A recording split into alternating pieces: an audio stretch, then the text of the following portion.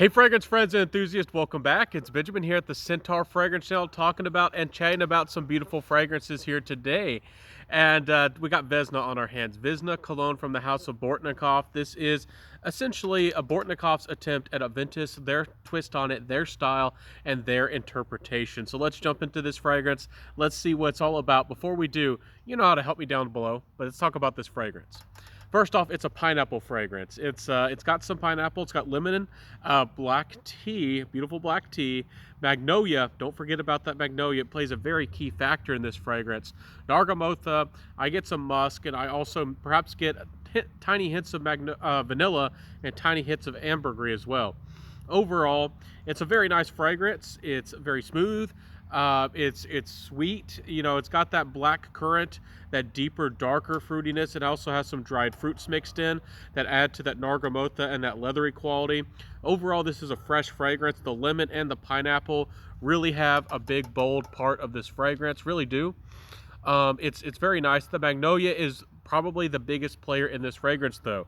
I said don't forget it because magnolia, big player here. If you aren't familiar with magnolia, it's a white floral, but it's creamy, almost creamy, and it's very smooth and very refined, and it adds an almost powdery, creamy effect to this fragrance, but it's not dry either. So a beautiful quality to this fragrance, but honestly, it makes this fragrance, even though fragrances are unisex and fragrances are genderless, and a lot of guys are going to feel comfortable with wearing this. In my opinion, if I was to say this leans into any one direction, I would say that this one does lean a little feminine because of the creamy, white, powdery, and also slightly sweet powderiness to this fragrance. So it's beautiful. It's very well composed. Bortnikoff, certainly very high quality. They know what they're doing.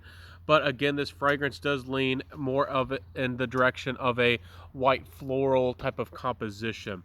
So I guess that sums up the fragrance real quick. Again, the dried fruits didn't come through. I was expecting some darkness in the dry down, maybe a little bit of a twist, but you know, being bright off the top and then going dark with the leathery nargamotha type of vibe to this fragrance.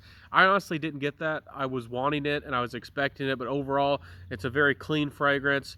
And again, this magnolia here, it's not terribly sour, but it does add a little bit of a balance to the sweet pineapple and to the lemon here, which also is a little bit acidic, but honestly not as sour as you would expect a lemon to be. Overall, a nice composition. Another winner from Bortnikoff.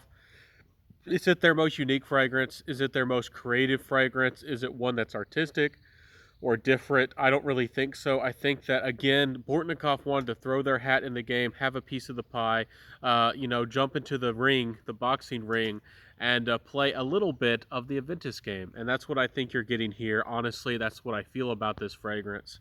But honestly, it's not a bad one. Performance-wise, it is a fresher fragrance with lots of citrus and lots of fruits and florals, but it does manage to hold on for a good long while. Expect 7 hours plus. This isn't near as long-lasting as some of their deeper, smokier, or incense or even animalic compositions. You know, those beastly, musky compositions that do come from the house of Bortnikoff. So this is going to be one of their fragrances that lasts the least long. It doesn't last as long as the others, but it still does a good job. It still is a pretty solid performer through and through. Projection, maybe slightly above average. I wanted more from a Bortnikoff, honestly, but you know, sillage was again decent, but I wouldn't say the sillage is great on this fragrance. Compliment factor, I do feel like, again, the magnolia is very well done. I don't want to say this is a stuffy vintage white floral fragrance at all, but the white florals here might give that impression to some people. It's very well blended. It's a likable fragrance. It's interesting that sometimes it gets compliments and sometimes it doesn't. I guess it depends on my skin chemistry one day or another. Maybe it depends on the temperature. Some days this works, sometimes it doesn't. My skin really doesn't like white florals, and even though I really like the smell of magnolia, I really appreciate it. It's a fragrance that it's reminiscent, and it's a floral that it was special to me in my childhood.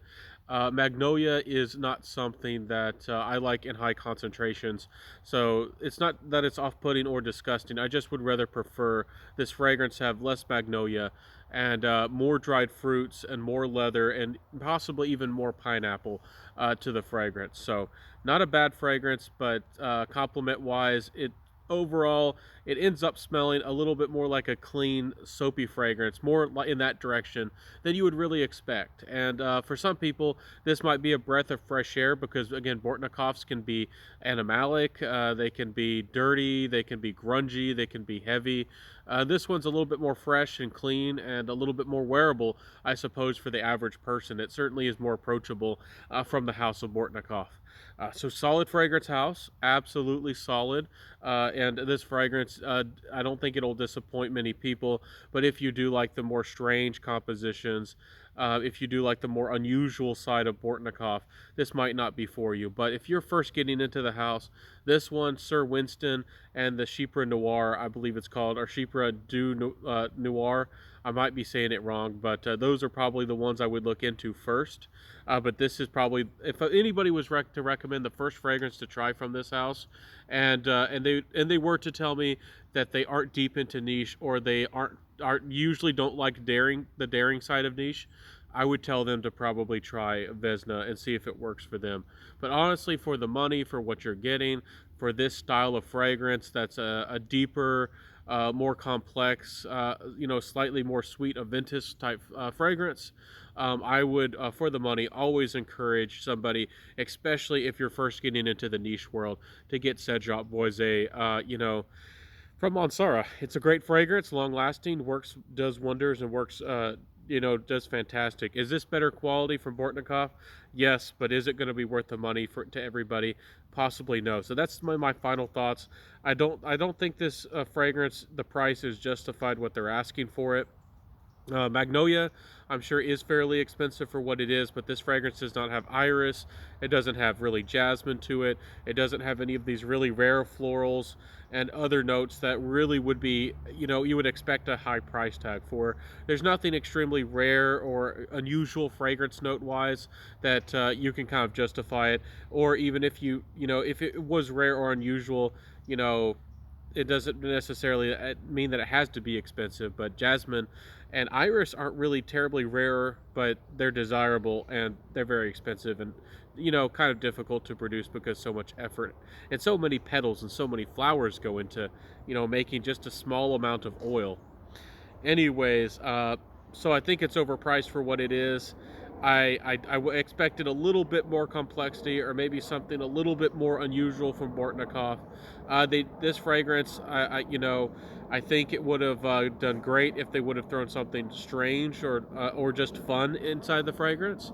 Why not do some kind of unique sunflower seed oil, like a sunflower smell to this fragrance? Why not do something really strange with a chamomile or immortelle or some floral that we've seen before, but do it in a whole different way that we've never seen? I think that this fragrance is just honestly kind of a missed opportunity, because popcorn, that's a note that this fragrance goes in that direction, but it doesn't have that type of smell. And it would have been so fun if this would have had a fresh popcorn yellow kernel type of quality off the top, and when it dried down, it had some hay to it. I think that would have been super fun to this fragrance, but that's not what we got. Anyways, ladies and gents, I hope that you liked my review today.